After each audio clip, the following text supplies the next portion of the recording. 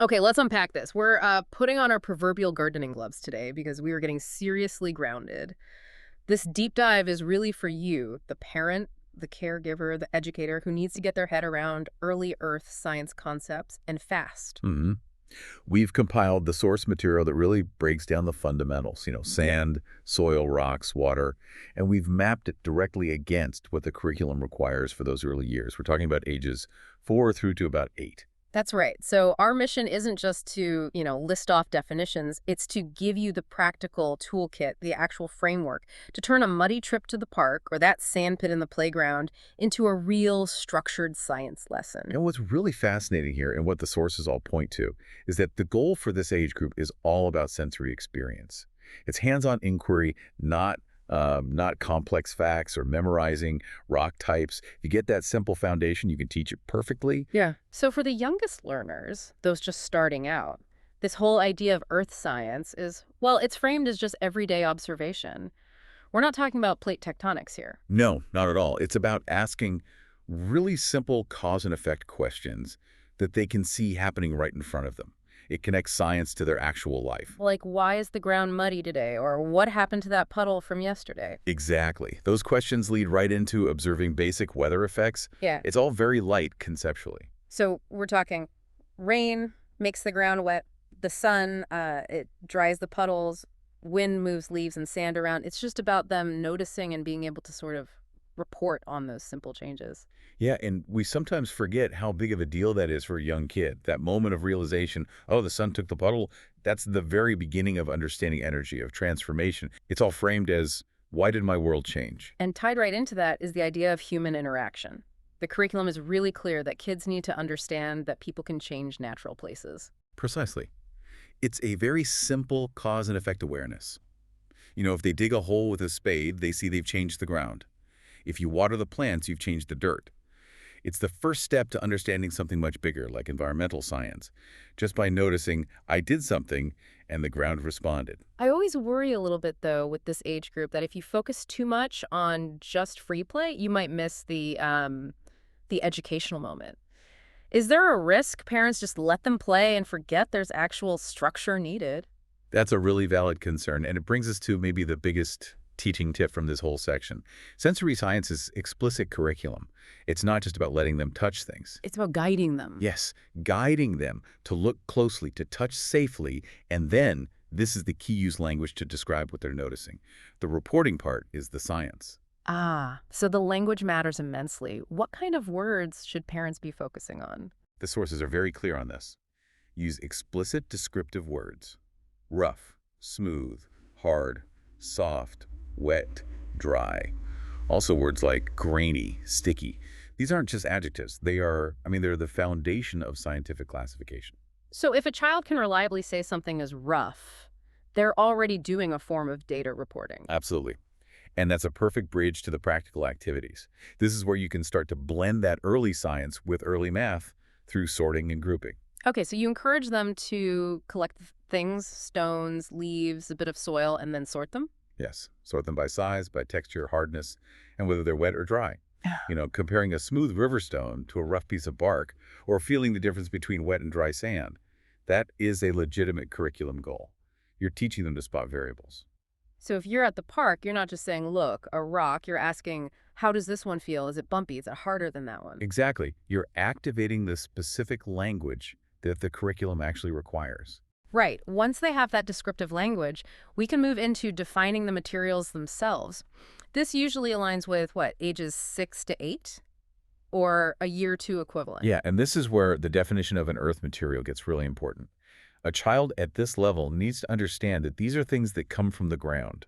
They're natural, they're not made by people. And we use them for things, for building, for making stuff, for growing our food. That concept of use is what makes it relevant for them. It is. So let's start with the simplest one, sand. Okay, what's the definition we need for sand? It's simply tiny pieces of rock. Yeah. That's it. You find it everywhere, beaches, deserts, playgrounds. And the simple science idea that's linked to it is its behavior with water. We all know dry sand flows and wet sand sticks. That's why sandcastles work.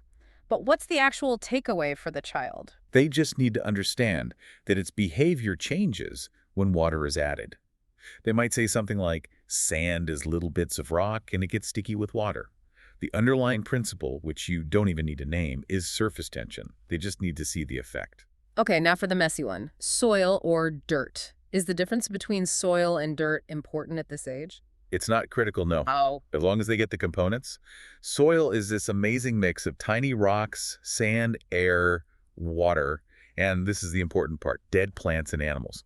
That last bit means it's a living, dynamic material. Right, and its importance is huge. It's where plants grow, it holds water for them, and it's a habitat for worms and insects. The core idea they have to grasp is soil helps plants grow. And you can teach this so easily.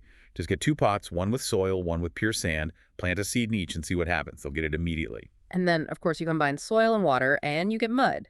That moment of parental dread when your kid finds the perfect mud puddle. Is the moment of perfect scientific learning. It's so true. Mud is just soil mixed with water. It's wet, it's sticky. Its behavior is predictable. It's soft and can be shaped when it's wet, and it gets hard when it dries. The takeaway is simply, mud is what happens when dirt gets wet. Okay, finally, rocks. These seem pretty straightforward. They are. Rocks are hard, they come from the earth, and they come in all different sizes, shapes, and colors. The curriculum doesn't need them to know names like basalt or shale. But they do need to notice the differences. They must notice the differences. Smooth versus rough, shiny versus dull. That comparative observation, that's where the science is. And then you connect it to how we use them for roads, for buildings, even historically as tools. So the core understanding is something like rocks are all different and we use them to build things. Exactly. And this is the perfect point to introduce a slightly more advanced idea, minerals. Because rocks aren't all one uniform thing. Right. So how do you explain minerals to a 7-year-old? You explain them as special ingredients inside the rocks that make them look different. You know, the things that make them shiny or sparkly or give them their color. So you're saying, see that sparkle, that's a special ingredient. Precisely. You can show them a piece of quartz or talk about salt being a mineral or even point out shiny flecks of what could be gold. The core concept is just, rocks are made of minerals. It sets them up beautifully for later science lessons. Okay, so once they get what the materials are, the next big concept for this age group is change. The idea that the Earth isn't static. This is erosion, but in its simplest form. You don't need timelines or anything complex. Just the idea that wind and water can physically move sand and soil. You can see it after a heavy rain, how the soil is washed away from a garden bed. And it's not always big movements. The sources also mention that rocks can break into smaller pieces over time, which of course is how we get sand in the first place. Yes, that concept of weathering is simple, but so powerful. The language they need is just. The Earth changes slowly. It's about planting that seed of geological time. And water is so critical here, not just for life, but as an earth material itself that changes other materials. Water is the great sculptor. It turns dirt to mud, it washes soil away, and, this is a key one, it's what makes river rocks smooth. They need to be able to explain that water can change the land. That understanding of change leads perfectly into the final concept here. The human-use connection. Why do we even care about all this stuff? This is where you connect the science to technology, to the real world. If a child knows sand is just tiny bits of rock, it's a huge leap for them to then learn that we use that material to make glass. Or that clay from the ground becomes the bricks in our house. Exactly. Or rocks become the roads we drive on. The goal here is to answer the question, why do people need earth materials? When a child can look at a window and know its main ingredient came from a beach, that's a massive step. So let's bring this all together in the Parents Toolkit. When you're out there, ready to teach this, what's the most important thing to focus on? It's all about building inquiry skills. That is the strongest curriculum link. The goal is to move from just identifying things to actually experimenting with them. So encouraging them to ask what happens if questions. Yes, what happens if we push the wet sand really hard? And then, even better, get them to make basic predictions. I think it'll stick together. That prediction is the real science happening. Can you give us a really good concrete activity for that? Something beyond just sorting rocks. An excellent one is comparing absorbency. It's simple and very visual. You get 3 clear jars, put sand in one, garden soil in another, and tiny pebbles in the third. And then just add water. Yep. Ask your child to slowly pour the same amount of water into each one and just watch. They can see which one soaks up the water and which one lets it run right through.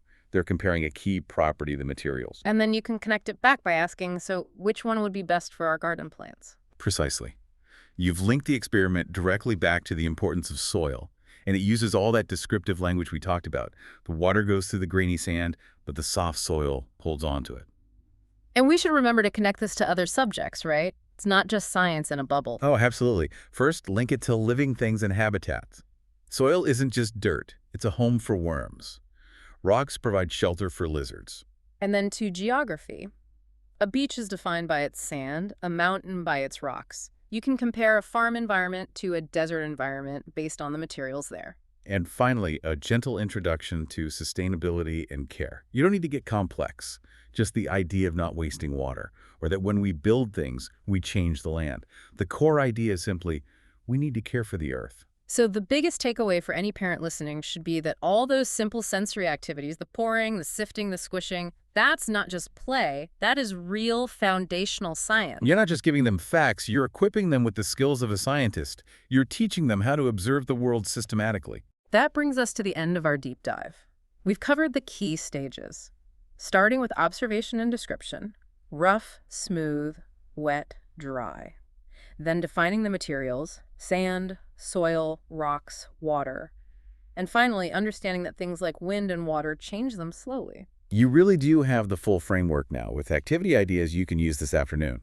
Just remember that building a sandcastle literally connects your child to the concepts behind making concrete for a skyscraper. Right. We established that rocks are made of minerals, and those minerals give us the materials for everything from the glass in our windows to the roads we drive on. And if we just connect this to the bigger picture for a final thought, consider that every single grain of sand, every tiny piece of rock, is an ancient building block.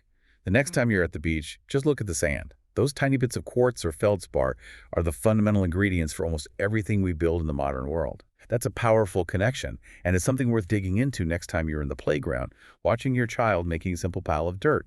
Go ask them what color it is.